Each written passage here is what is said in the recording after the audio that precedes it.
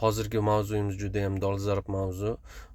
Bugun 12 yanvar dunyo shov-shuvli voqealarga boy bo'ldi. Ulardan eng asosiysi rossiyalik propagandachi Solovyovni hozirgi kunda Ukrainada ketayotgan harbiy operatsiyani Markaziy Osiyo davlatlarida ham qo'llash Rossiyani manfaatlariga muvofiq bo'lishligi haqida gapirgan gaplari bo'ldi.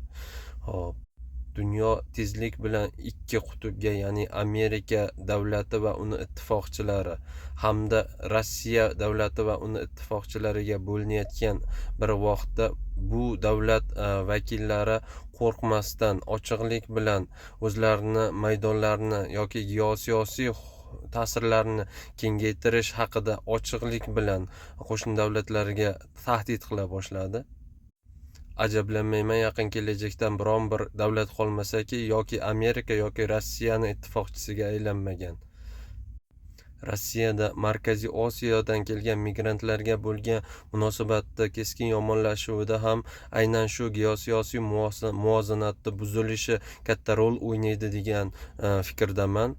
Agar kimdir vatandoshlarimizdan Rossiyada uzoq yillik rejalar asosida ish qilmoqchi bo'lib turgan bo'lsa, to'xtab turishlarini tavsiya qilaman.